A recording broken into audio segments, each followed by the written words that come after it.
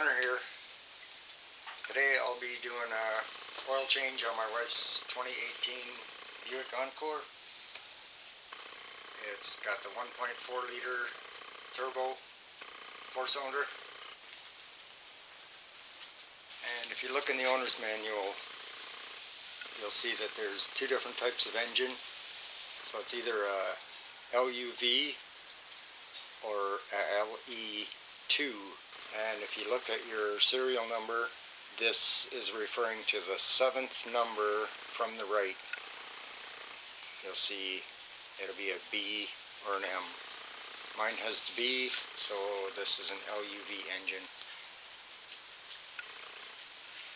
So before you get started, there's also something else here that you need to know. Your cap on your filter will have either this UFI or hengst on the cap. So depending on what's imprinted on your cap, this is the filter that you need right here. There's two different types of filters. And one has a spring with a check valve, and this one doesn't. You got to make sure you get the right one. So this is the Wix number. The one that I have has the spring with a check valve on it. So I was looking in my owner's manual.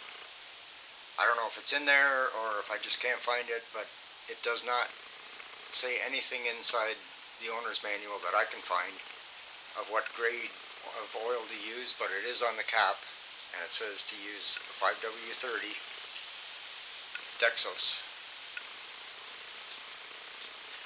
Now I'm not using Dexos, but you need to use an oil that says that it's Dexos compatible. This is what I'm using, full synthetic. So I've already got the car up on some ramps on both sides here. Got my drain pan down here. Right here is your plug for your engine oil, and it's a 10 millimeter. It really shouldn't be all that tight.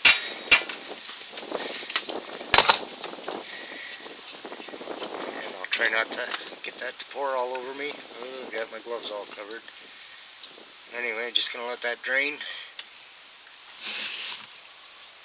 So this cap on the oil filter is a 24 millimeter, but I don't have a 24 in this size, so 15/16 actually works. Fits on there quite snug. So I'm using a impact swivel on this. It shouldn't be very tight.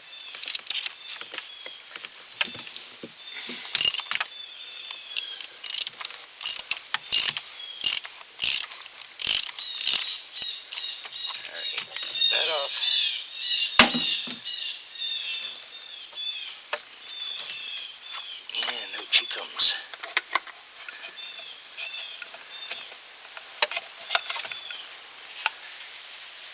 So just when I thought I didn't have the other style of filter to show you, I do.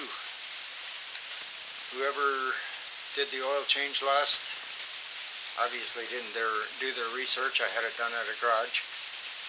And this is the one without the check valve and the one with the felt on the bottom. So if anybody knows what engine damage this could have caused, can you please let me know in the comments? Because the garage obviously used the wrong filter on this one. Alright, so you're going to want to have a look at your cap. Just make sure that everything's in good shape, that your threads are in good condition. And then pay attention to where your O-ring is, which groove it's in. I'm going to replace it back to the same groove.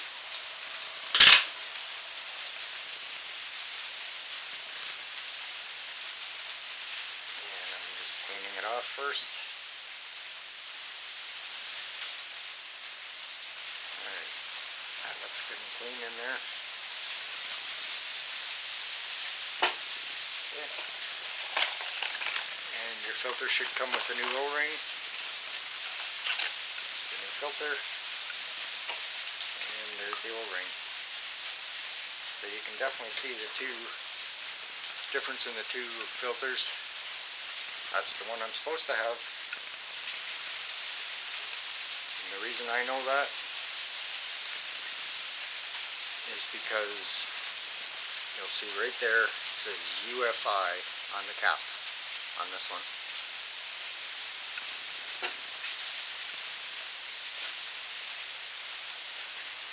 Okay, replace the O-ring with the new one. Make sure it's all the way in the groove where it's supposed to be. And the spring end goes up inside of here. And you should hear it click. And you should be able to spin it freely. And then you'll want to go to the engine side and clean up where the threads go in on the engine side as well. I'm going to go do that right now. And then take some of your new oil.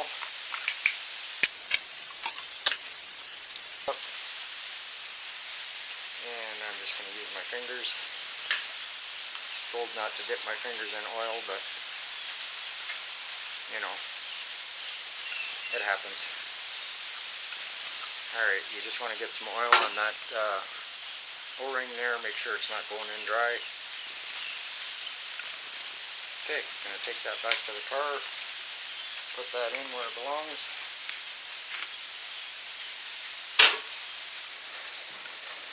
Alright, that's all in place there.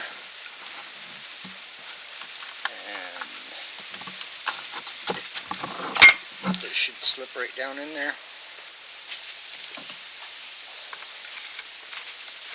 Make sure you get it threaded on straight.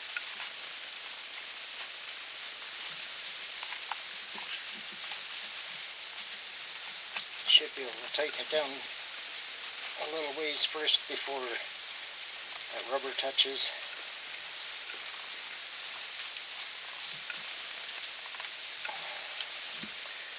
Alright, and this cap is supposed to be torqued to 18 foot-pounds, which really isn't a lot.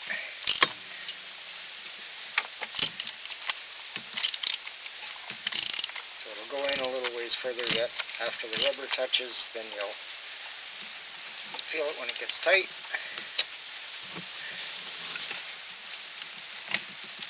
And I'm really not using a torque wrench here anyway, because just because.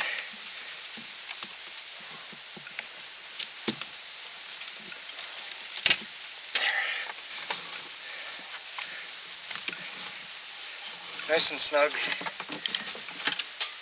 And you just want to make sure that there's no gap between the cap and the housing right there, which there isn't. Okay, you don't see this too often. It's kind of hard to see from the angle that I'm at. But right under here it says 14 Newton meters for your torque on the plug.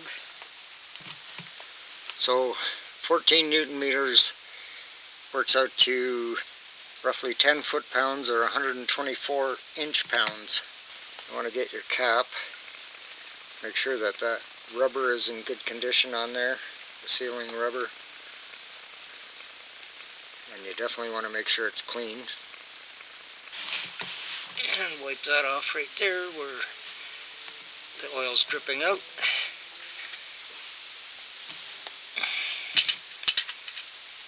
It's still going to continue dripping a little bit, but that's okay. Lubricate the seal a little bit. I've got my torque wrench set for 124 inch-pounds.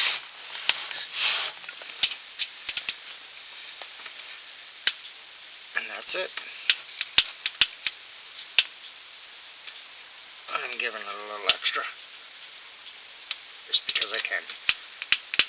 There it is. Just don't overdo it. Don't wreck your threads. There you go. And according to the owner's manual, this engine takes 4 liters of oil.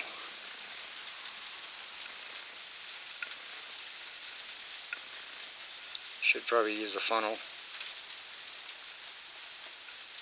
Shoulda, coulda, woulda. So I'm just gonna keep going here until I get all 4 liters in. And I'll get back to you.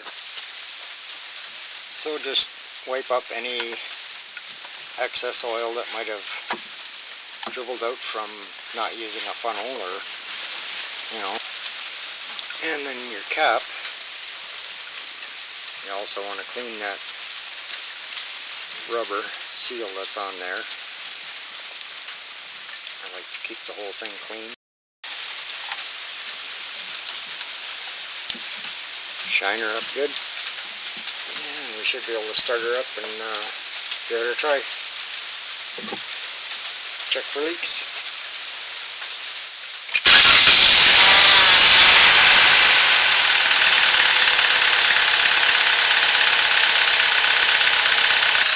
So I'm looking underneath here. That wet spot is water, but I don't see any leaks anywhere. And holy crap, it's snowing.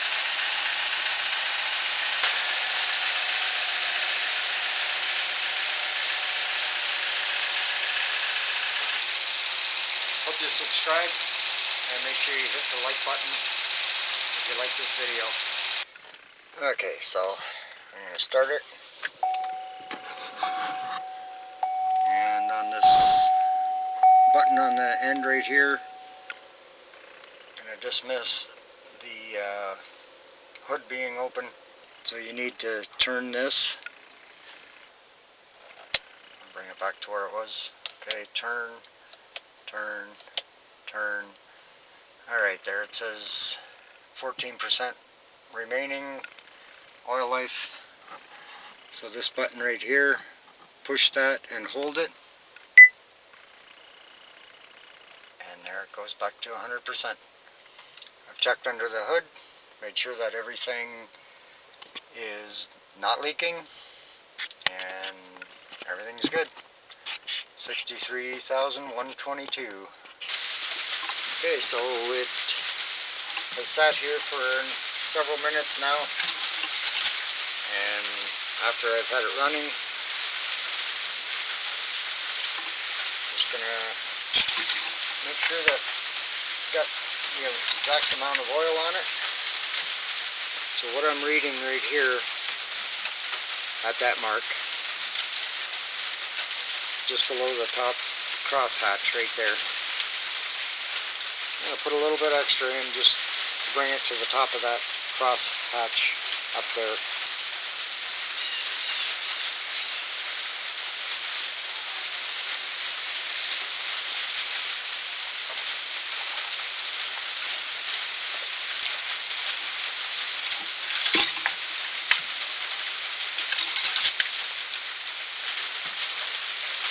So right there, you can see it right, it's at the top of the cross hatch right there. That to me looks perfect.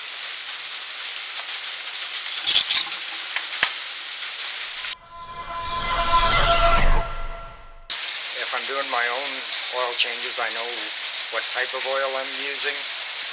They may tell me that they're using a good quality oil, and it may not always be that good of an oil. And the other thing is, whoever did my last oil change, I know who you are. You put the wrong